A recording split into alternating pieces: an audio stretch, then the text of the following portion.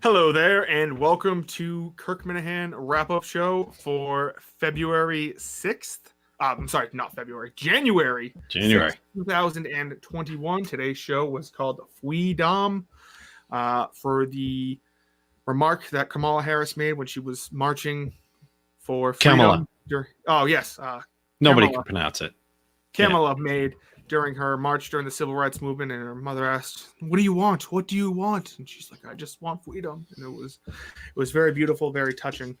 But it was a quick show today, about an hour 30 in length. They are filming on location for the Secret Project. I believe they are somewhere in upstate New York. Yes, Oneonta, New York, which I believe is close to. Kirk had talked about the person who assassinated President Garfield. His name is Gateau. Oh, and we got political assassinations. Yeah, right but I'm pretty sure he stayed at a commune up in Oneonta or whatever it's called. I've been there. It's up by Rochester. Oh, really? Yeah, I think it's between Syracuse and Rochester, somewhere around there. But and Kirk had said how much he loved that book, and I know it's that area. It might even be the same town. Yeah, no, so it's and it was a sex cult, by the way. So maybe they're investigating sex cults. This was in the 1800s. That'd be interesting. Maybe they're just joining a sex cult. Maybe they're just going around to different, orgies around the country. But I'm sure that won't be brought up tomorrow. I'm sure it won't, actually.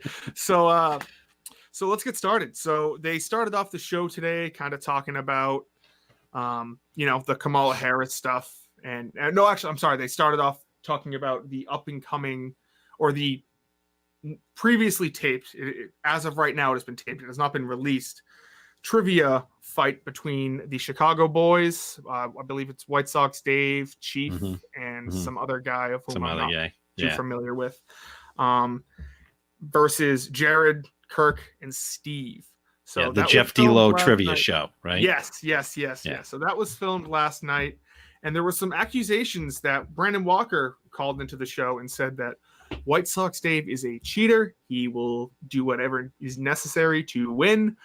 And Kirk was pretty pissed off. He sounded like if White Sox Dave, if he had any credible, or if he thought White Sox Dave was cheating, he was going to drive down to Chicago and rip his head off, because that is just fucking pathetic. I believe he had said he would just jump on Route 90, which goes just about all the way to Chicago. Yep. Take Route 90 just south of Chicago, take a right, boom, he's there, and he would rip his head off. Yeah, he was pissed about them potentially not being a level playing field as they went into the trivia. I don't know about you. Have you seen any tweets about how it went? I haven't seen a single tweet. So I saw that Jeff D-Lo tweeted out something where it was like Minifan. So apparently tomorrow is when it goes live on it. So it's coming out tomorrow. That's all I've seen. I haven't seen anything, which is why I think I'm going to assume that Team Minahan won, because I have a feeling that if Team Minahan lost, Kirk would have tweeted us out something like "fucking pathetic performance from Steve, pathetic performance from Jared," or something of that. Or maybe it was a fair fight through and through, and they lost, and it was a good matchup. They were just outwitted. But something tells me Kirk was not outwitted when it comes to. It would be very hard to do, and he was pretty confident going in. And Walker gave them good advice when they called out to him, and he called back, which was.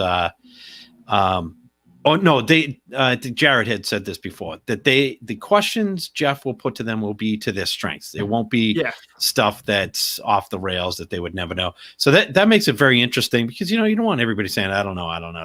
And also the fact that he mentioned you can't study for something like this. This is one of those what you know. Like he and Jared both got the the Royal Rumble winner of 1992, I think, something like that. It was Ric Flair, right?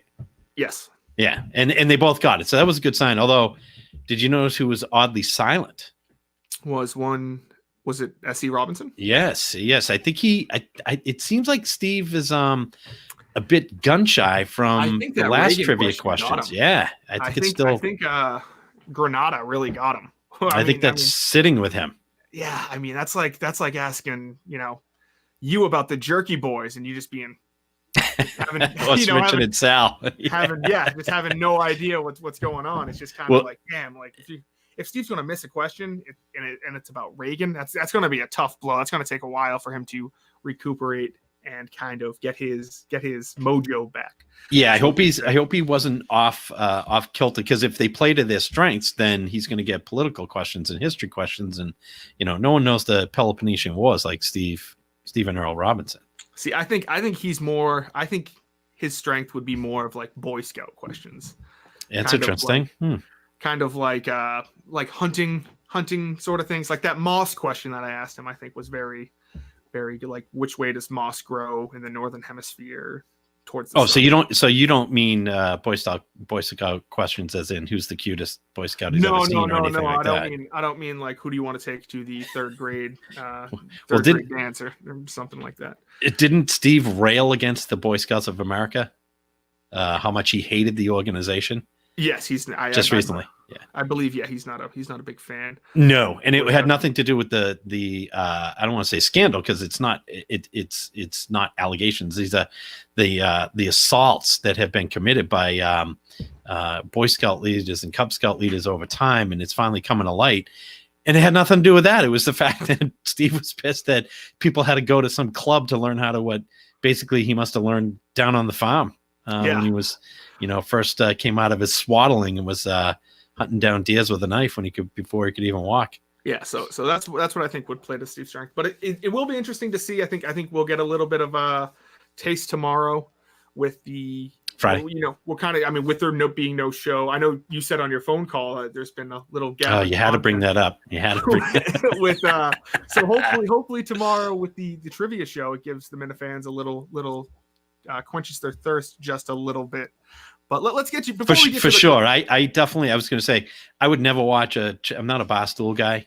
Mm-hmm. I used to be back in the day when they just blogged, but I will definitely listen to. Is it a YouTube show? So you watch it? Or I believe it's live on Periscope, and then it goes right over to YouTube, so you'll be able to watch. Yeah, it. I think so I'll definitely be watching that. So I'm looking forward to that. So I'm sure the show account will tweet it out when it's live, and there'll be all the Minifans in the comments and shit like that. But yeah, let's get to your phone call, because Tim, I'm gonna tell you, I was listening today and I was waiting for it. I was like, oh, he's about to drop it. It's gonna be good. It never came. And I listened to it again because I listened to it twice. Excellent phrasing, by the way. And it came, and it was just like, it sounds like you were just making a phone call to Grace Curley, and then at the end you were like, let me just throw in some innate reference. It sounds like you legitimately wanted to bring up this Robert De Niro quote to her, and you matched it in the sense of, and also on a Russian television guy, there was also some guy who said, a pundit. Yes. What a terrible call. So I was walking the dog when I heard that this morning. And as soon as I heard the call screener, I thought, oh shit, I sent Steve the wrong clip, because I edit my clips. Steve and Kirk have said this, and they are 1,000% right, as Mutt would say, even though you can only be 100%. I absolutely love calling those shows, no doubt about it. There are shows that I call on my own. Throughout the country, there's like 2 shows that I'm a regular that I call into, and then there are shows in the UK and Australia that I call into from time to time. It's just my release. So they're absolutely right. But I did have a plan going into that. There is a long play here, but that was regardless, that was a shitty call. And as soon as I heard, it was like when Steve gave the wrong answer about Reagan and Grenada and he said Dominican Republic, and you're yelling at the phone, no, Grenada. Yeah, and I'm saying, I'm yelling, not yelling, but I'm saying out loud, walking the dog, going, the wrong clip. It's the wrong clip. Yeah. And I was getting cringy. I don't like hearing my voice, and the setup is too long. It's not funny. I did go into it hoping that I could get Steve injected into the Grace Curley show without her knowing. And the whole segment was she was looking for a clip to play every time they do an Andrew. It's a total AM talk radio thing. Whenever a certain person talks, they'll play like a certain clip or a sound or something that makes fun of them, that identifies them. And I wanted it to be a Steve Robinson clip whenever they played Andrew Cuomo. So that was my whole idea. That it was Steve Robinson. It was without her knowing. So that's why I didn't say his name. But it was terrible. Even the edited clip, I listened to, I'm like, yeah, that sucked too. And yeah. Because when I listened to it, I was like, if this was anyone else except Tim from Canton, this call would not be playing on the show right now. I got to admit, this is what I felt guilty about, is Steve trusted me that I had sent it, because he knows I carve them up. I've learned that over time. Just give them what they want to get to. Mm-hmm. And he trusted me enough that he just played it without listening. And it was like Pablo Sandoval when he showed up, just fat, the belt's falling off, couldn't connect. It's embarrassing. My apologize. I'm ashamed. I'll do better. It was fucking terrible. A terrible call. Hey, Babe Ruth led the league in home runs, and also he led the league in strikeouts as well. Yeah, that's a bad way to start the season. It's 2021, the first call of the year, and it wasn't great. So I just wanted to touch on that real quick, just to see if you had any defense for it. Maybe you thought that it was great, and they just it sucked. Misinterpreted it. It was just funny to see Kirk's reaction. He's like, "This might be the worst Tim and Canton call it's up there." I've ever heard. There's plenty of calls I haven't sent Steve, because he's a good judge of what's good. And I will coin a phrase, my embarrass. My embarrass. So I will do better. I did have a mic call that I made yesterday that was funny, but I need to it was a Mike was the subject. I need to redo it tonight, and I think it'll be a funny call, so I'll make up for that. Nice. So speaking of Mike, they kind of went over the first episode of the blind, or the first free episode, I should say, of the Blind Mike project. Yeah. And they went over that, because I don't know if you listened to it, but it's 40 minutes, and a lot of it's just about like where he's been these past couple months, what he's been going through. And the most interesting stuff was the stuff about Barstool Sports in Portnoy, because I've talked to Mike like personally when I first started with the show. I talked to him about stuff, and he would always say, "Oh yeah, the stuff with Portnoy, it's kind of like a joke." I mean, he legitimately loved Barstool. He was the biggest Barstool fan in the studio. He was a fan before he was an intern. He was a fan after he interned. And to hear him just kind of do a 180 on that, where he's like, "I did not want to be collecting a check from these guys anymore, just because of how." Doesn't mean he's not a fan, though. That's different. I think he's still a Barstool fan. He just doesn't want to be in a situation where he's getting shit on. I think he's a Barstool fan. He's not a Portnoy fan. Or I think he might blame him, yeah. I think he might respect Portnoy. I think he respects Portnoy for what he does, but he's like, me and Portnoy are just never going to get along. He doesn't understand why.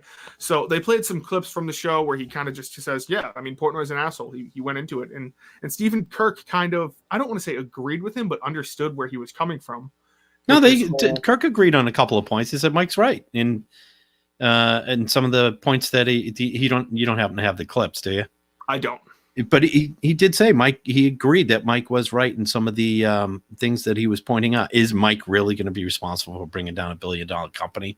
I can please. That was funny, and when it makes for good radio. When I was with him in Miami, and me and him were going around, we were going to go try to like pretend to have him like rent a luxury sports car or something like that. And he just gets a phone call. He goes, "Yep. Okay. So anything. Okay." And he goes, "I just got a phone call from Dave Portnoy for the first time in my life, and we are not allowed to do anything." He is afraid that I'm going to bring down if you remember, Miami was literally the week of the Penn National sale. Yes. So Portnoy was on his toes, and for some reason, it wasn't Laura Wagner, it wasn't Deadspin who was going to try to fuck this up. It was Blind Mike. Blind Mike. Yeah. And I was with him when he got the phone call, and his face was just like, okay, so anything. so it is incredible to think that with all the stuff that Dave is doing and the heights that he's reached, he's wildly successful. He's incredibly popular. And like Kirk says, what is it? Idiot, genius, idiot, something like that. But he is who he is. And I totally get where Mike is coming from. No matter what, you get sick of being the muse. It gets old to be, constantly made fun of.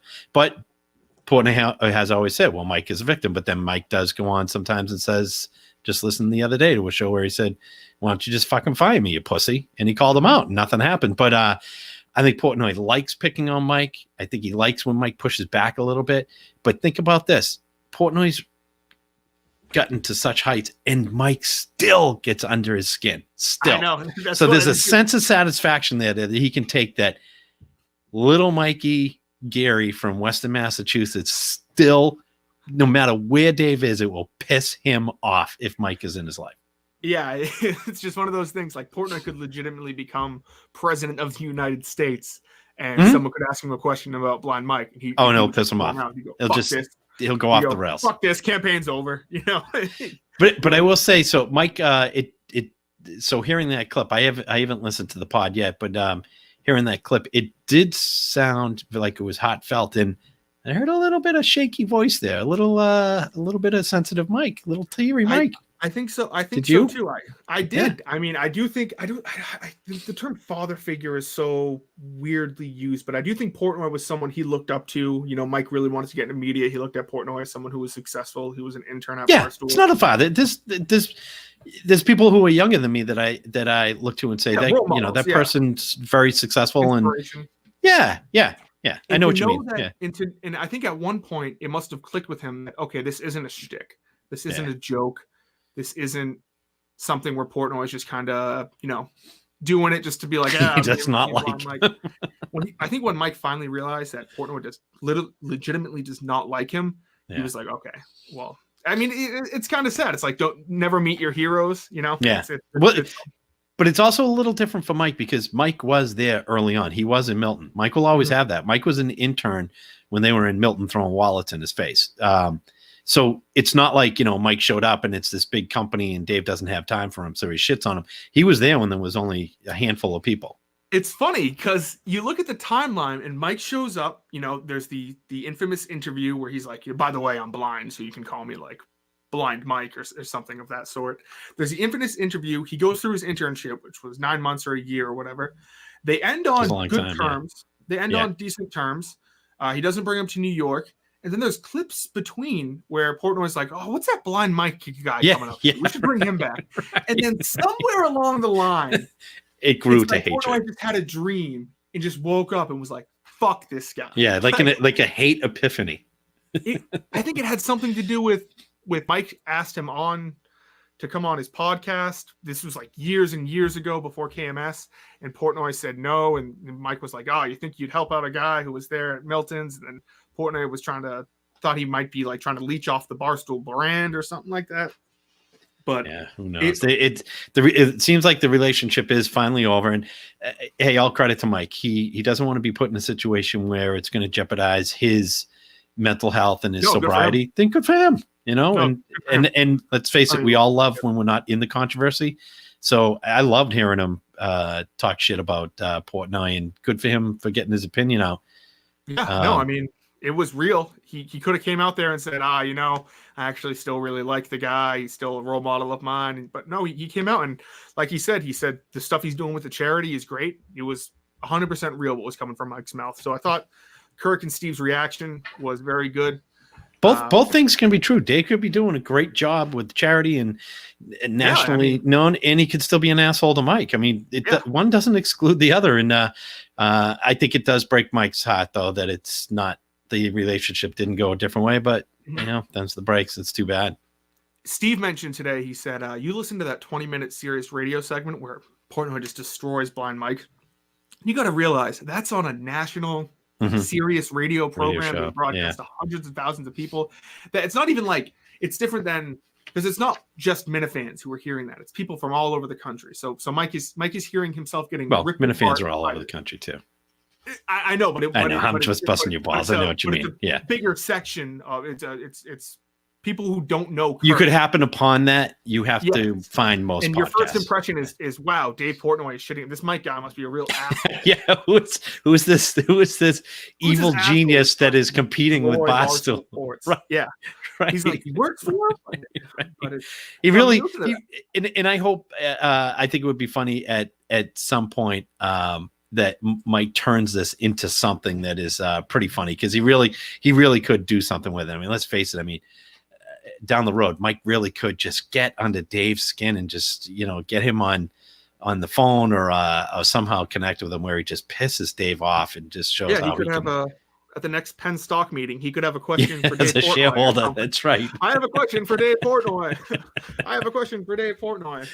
But no, it was. I thought it was a refreshing first episode of the Blind Mike project. Yeah, I'm looking forward to hearing. It's free for now, right? It seems like Mike doesn't want any donations, as someone put it. Yeah, I don't know. I don't know. He's figured he didn't go, he went to Carroll School for the Blind. He didn't go to business school for he didn't go to Wharton, you know. Class 1 is subvert expectations. Just tell people not to whatever. But no, I thought that was a good clip. I thought that was a good part of Kirk's peeling behind the onion that is Mike, and so he's like, oh, this is what I did think it was interesting though when Kirk was like, I didn't hire Mike because of his internship at Barstool. He hired Mike because he was a street teamer at EEI, and he started. And Steve had no idea what a street teamer was.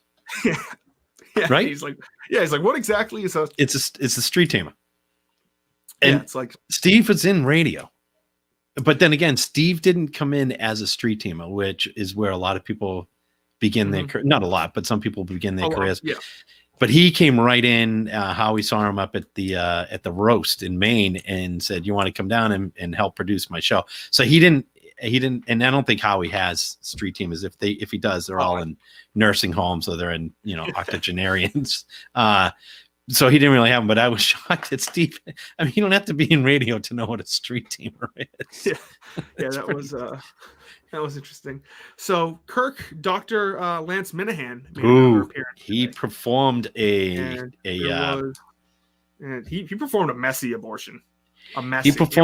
He had a procedure today.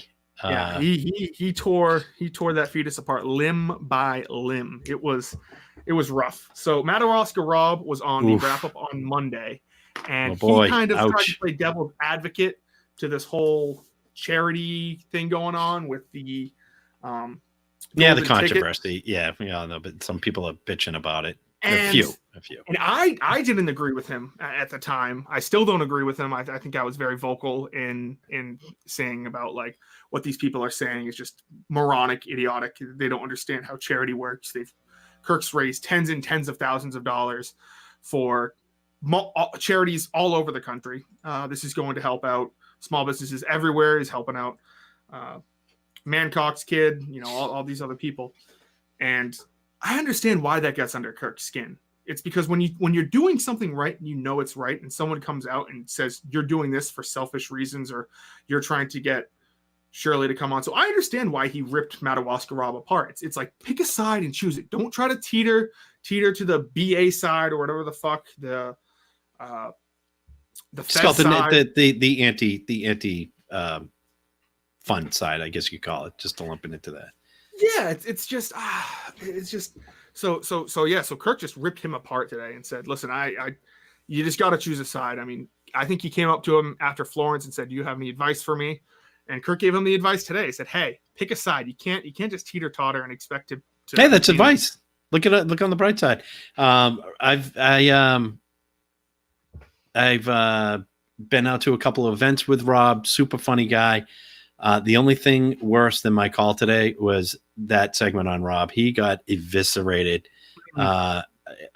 torn limb from limb. But Rob is a very positive guy, and I think he tweeted out earlier today, as painful as that was, he did compare him to Kirk's mom, and Kirk holds his mother, like most of us should and do, holds his mother up to almost sainthood, and that's great. And so Rob put a good spin on it, which was he equated Rob to Kirk's mother, Patricia.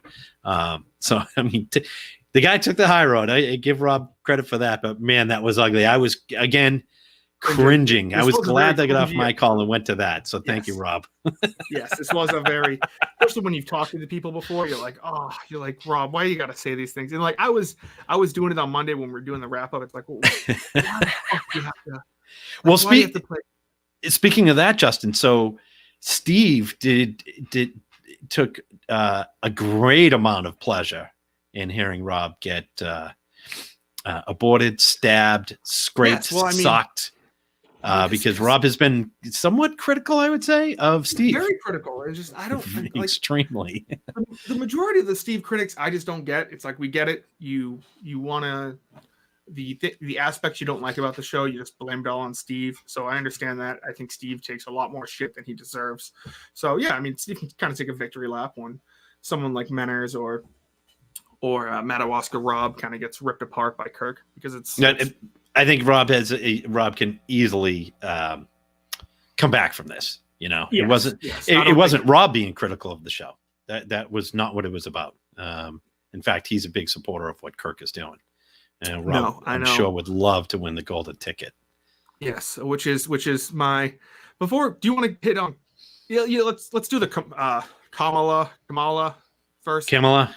I think it's Kamala, right? Yeah, the Kamala. I just have heard a few different. I think she pronounces it Kamala. I was going to get people's names right. Yeah. So the next vice president of the United States pretty much made up a Kevin Cullen story and was telling it everywhere. The clip that they pulled was very funny, of her saying "freedom" or whatever, which she said which a story she's told multiple times. It's like these politicians, they tell the same stories over and over and over again. They go and they will tell, it's like the Hillary Clinton telling her hot sauce story or her, Bosnia snipers. Yeah, it's just going to be told over and over again on all the different pundits, so everyone hears it. But it was I think some people might not like that, because I know a lot of people were saying that the show was getting too political, but I think it's great, one, because that really didn't necessarily dive into politics, because Kirk would have done that if that was, Mitch McConnell telling that story or anyone else. This is diving into the character of the politics more than the actual like political stances themselves. So I thought it was great. I did too. Kirk has said he loves that sort of stuff. He did it with Ilaria Baldwin, who grew up in Wellesley and moved to Beacon Hill, and so he loves exposing hypocrites. And like you said, it doesn't matter which side of the political fence you're on. I thought it was interesting at first when Steve said, on the right, it's equivalent to stolen valor. And I thought, well, that's kind of a stretch. Stolen valor is a pretty big deal. But if you think about it, people that were marching in those civil rights movements, a lot of them, it was a very hostile environment from what you see and read. People certainly were injured. I'm sure people had died. And to take that away from someone who actually experienced that, I agree with them. I mean, that's bullshit. But it, like you said, it wasn't about politics. It was about exposing somebody who's in the spotlight. And going back to Hillary Baldwin, I mean, this woman has made her career and her livelihood, and frankly, lying to her own husband based on a freaking lie. Yeah, she didn't forget. This is when you have money in Boston, when you're from Boston and don't have a Boston accent. That's big money. Okay, so that's Hillary Baldwin. I forget what her maiden name was. So I love when Kirk does that and just exposes it. And to anyone, I mean, if they wanted to talk politics on today's episode, they certainly could have talked politics. There was the Georgia runoff things happening. Do you think it's on purpose that he's torturing Steve and won't let him talk politics? Something tells me Steve's cherry might get popped on Friday's show. Yeah, with goings on today. Politics. Yeah, they might dive into politics a little bit on Friday's show. If we can jump back though, Kirk, he had some great viewpoints on Kamala, on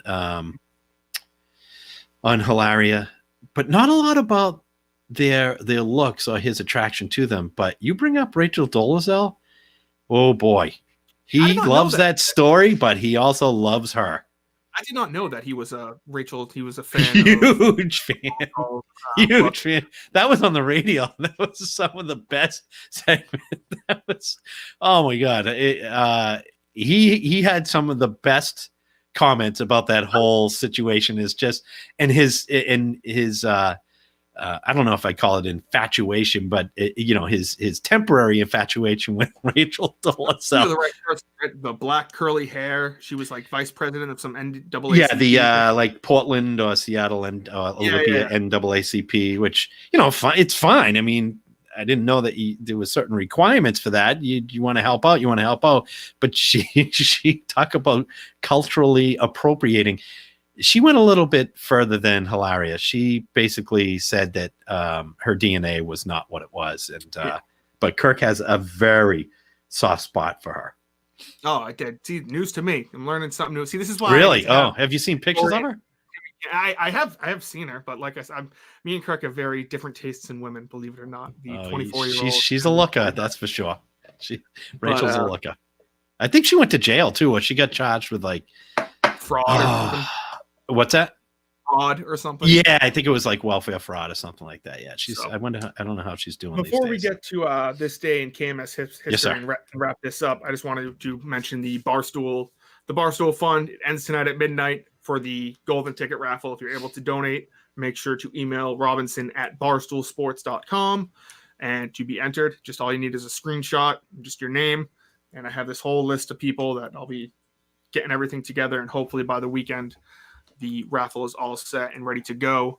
So that's great. They've raised a shit ton of money. I think they might be up to $20 million now in total. The Barstool I know Fund, they're closing in on that. That's awesome. So Justin, what is the part of the golden ticket that you are most excited for? Are you eligible, or can employees? Am I eligible? Yeah.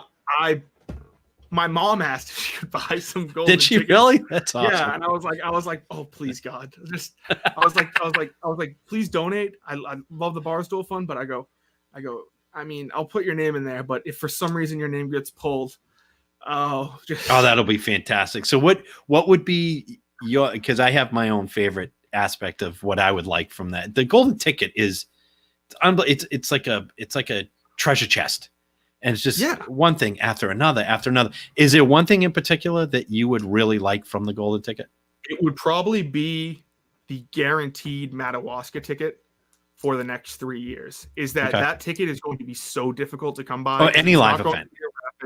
Well, the thing is that this is not going to be a raffle. This is going to be a race. So when it opens up, there's going to be, like last year, there was 150 tickets sold out in 2 hours. This year it's going to sell out, and especially if it's right. But the golden ticket is good for any live event. Yes, I know. Yeah. Yes. So you're guaranteed. So it's not just that. But any live event. I mean, you have the event at your house, which will be the private show at your house, which is going to be incredible. No, it doesn't have to be at your house. Oh, that's right. It could be anywhere else. And And what else? I'm not a golf guy, so I can't pretend to be excited about the Ryan Whitney Kirk golf, because I mean I don't golf, and so I know nothing about that.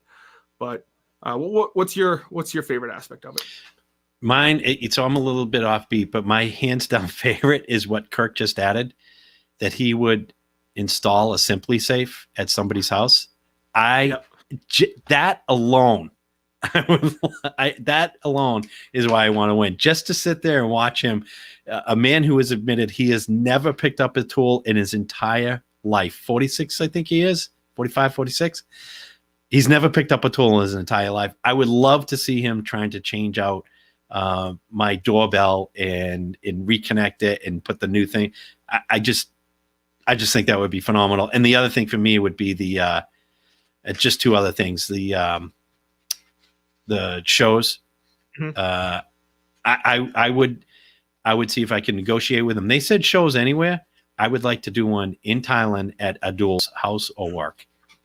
I would pay the airfare.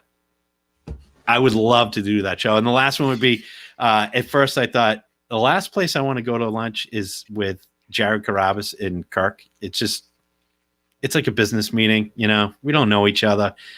Now I think about it, I think I'd like that aspect too. And I would go and not say a single word. I would just say hi when I got there, order my food, and buy when I leave, and just try to make it uncomfortable for them, which I don't think it would be. I think it's a great fund, and they're still coming in like crazy. So make sure to go to the awesome Barstool opportunity. Fund, donate, and send that to robinson@barstoolsports.com. So let's wrap this up with this week in KMS history.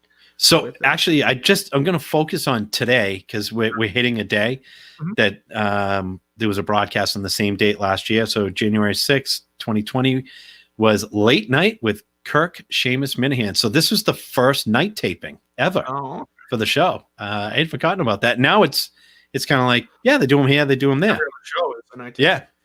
Yeah. So it was the actual first night recording. A couple notables. The Kirk, actually, I'm not going to say this because it's a piece of trivia I'm going to send out. So to High Blind Mike, I'm going to send some trivia out there, buddy. I've been negligent.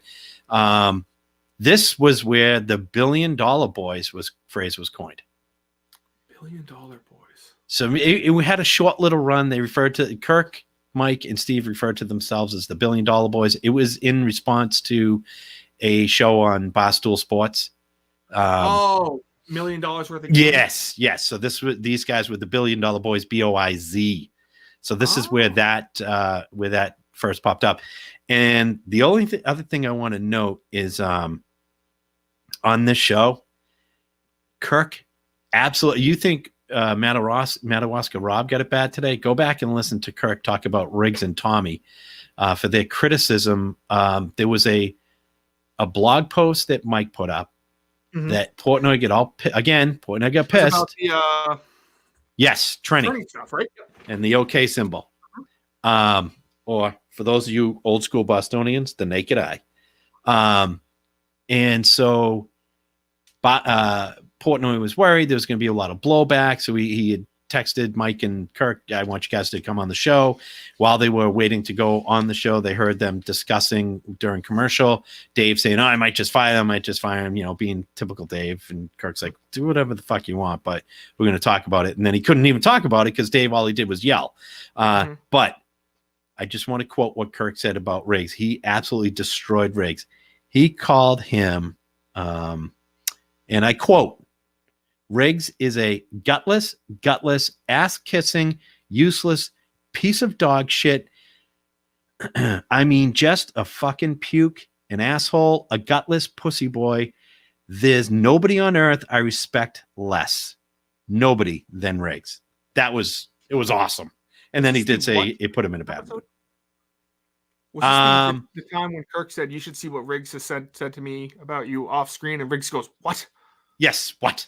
Where they kept that. That's the good memory there, Justin. Yes, they captured that drop as a what. So, and then there was he gave Tommy a little shit and said he would kiss Tommy's mother on the lips and smack his father on the balls. That's how much he hated him. But then he kind of came back and said, Tommy's not bad, but he hated Riggs. Hated him. I think the Tommy beef was more between Mike and Tommy more than Kirk. It was. That's why Kirk didn't really give a shit. So anyway, so thank you for joining me, Tim. It was you got it, buddy. Good to see you. Good to see you as well. And we will see you next time on the Kirk